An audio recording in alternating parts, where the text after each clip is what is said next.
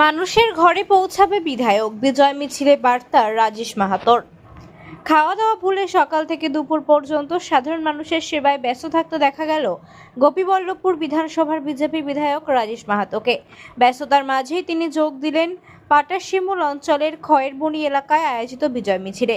সেখানে বিজেপি কর্মী সমর্থকদের পাশাপাশি উপস্থিত ছিলেন বহু সাধারণ মানুষও। বিজয় মিছিলে অংশ নিয়ে রাজেশ মাহাতো স্পষ্ট বার্তা দেন, মানুষের আর বিধায়কের কাছে ছুটে যেতে হবে না, বরং বিধায়কই মানুষের ঘরে পৌঁছে যাবে। তিনি বলেন, মাসে মাসে নয়, রাত দিন মানুষের কাছে যাব। কথা দিয়ে কথা রাখা মরদ লোকের কাজ। এদিন তিনি আরও বলেন যে গোটা দেশ গেরুয়া রঙে রাঙিয়ে উঠেছে, যেটুকু বাকি আছে সেটাও খুব তাড়াতাড়ি গেরুয়া হয়ে যাবে। তবে আনন্দ উৎসবের মাঝেও সংযম বজায় রাখার বার্তা দেন তিনি। সাধারণ মানুষের উদ্দেশ্যে বলেন, আপনারা আনন্দ করুন, নাচুন, সব ঠিক আছে, কিন্তু আপনাদের আনন্দ যেন নিরানন্দের কারণ না হয়। বিধায়কের কাছে পেয়ে খুশি এলাকার বাসিন্দারা। তাদের দাবি, নির্বাচনের পরে মানুষের পাশে থাকার যে আশ্বাস রাজেশ মাহাতো দিয়েছেন, তাতে নতুন আশার সঞ্চার হয়েছে এলাকাতে। আর একটা জিনিস, যে আগের কি করে জানি ওদেরকে বলবো না বাবু, অসম্মান করবো না। যারা জনপ্রতিনিধি, যারা বিধায়ক, হ্যাঁ তো এখানটা হচ্ছে আলো নাই, আমি লোকটা হচ্ছে ছোট সাইজের মধ্যে আমার বলতে যেতে হবে। তো আগের যারা কি কাজ করেছে নাই করেছে আমি আর ওদের সমালোচনা করবো না, নিন্দা করবো না। সবাই ভদ্রলোক, ঠিক আছে, লেট দেম লিভ পিসফুলি, যাই শান্তিতে থাকুক, ওরা আমার কোনো আপত্তি নাই। তবে আমি যেটা বলতে চাইবো যে মানুষকে এমএলএ কে বা বিধায়ককে খুঁজে খুঁজে যেতে হবে না অফিস কে বা কলকাতা। এই বিধায়ক আপনার ঘরে আসবে, আপনার গায়ে আসবে,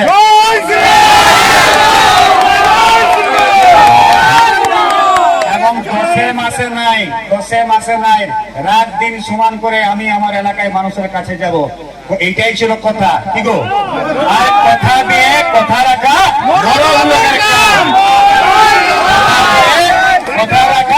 মরদ লোকের কাম। আমি বলেছিলাম ভোটের আগে যাবো, এমন কথা বলবো না যেটা রাখতে পারবো না, কিন্তু আমি যেগুলো বলেছি ওগুলো আমাকে রাখতেই হবে। কি নাহলে বলে ইয়ার সঙ্গে কি ফারাক করলো?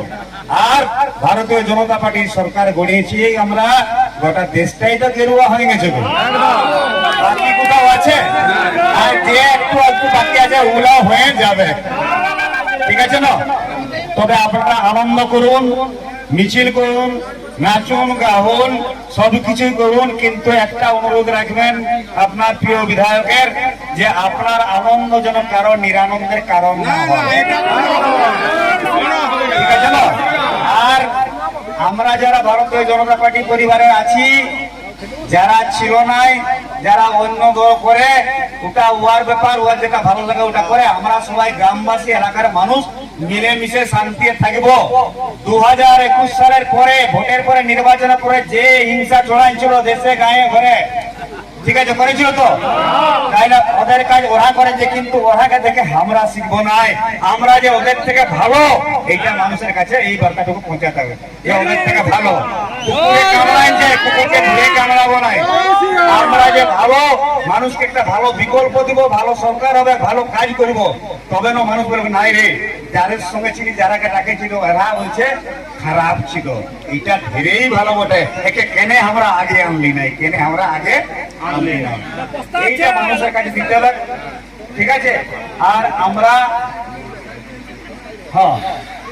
কি হচ্ছে, আমরা মিলেমিশে সবাই থাকবো, গায়ে ঘরের মানুষ বিপদ আপদ হলে আমরা একে অপরের পাশে দাঁড়াবো।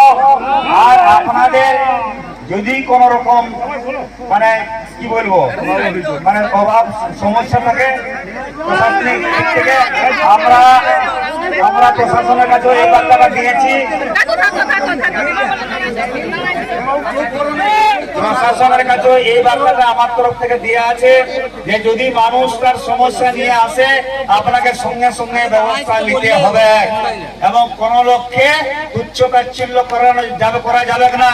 নাহলে যাই আসবো স্যার, সেই দুপুর সকালে যাবে আর বেলা হবে, কি আছে অফিসে, ওইখানে কি আর পৌঁছবে, এটা যেন না হয়। মানুষ যদি অভাব অভিযোগ নিয়ে যায়, আপনাকে শুনতে হবে, জবাব দিতে হবে, নাহলে ওইরকম প্রশাসনের সঙ্গে আমরা কাজ করবো না, প্রশাসন ওইরকম রাখবো না, পরিষ্কার কথা বলে দিচ্ছি, যত অফিসার আছে অফিসারদেরকে বলে দিচ্ছি যে মানুষ তার অভাব অভিযোগ নিয়ে আসবে, আপনাকে মেটাতে হবে না, নিরসন করতে হবে, কাউকে ফেরাবেন নাই এবং এই দাঁড়ান করবেন নাই, সঙ্গে সঙ্গে শুনতে হবে। আপনার কাজ ওইটাই, আপনি পাবলিক সার্ভেন্ট, মানুষের কাজ করার জন্য আপনি চাকরিটা পাইছেন, বেতনটা পাচ্ছেন। হ্যালো, তাহলে কোন রকম অভাব অভিযোগ জানাবেন পুলিশের কাছে, তাহলে পুলিশের কাছে যাবেন, পুলিশ অভিযোগ নেবেন, আর নাই দিলে আমাকে বলবেন, পুলিশের অভিযোগটা আমি দেব।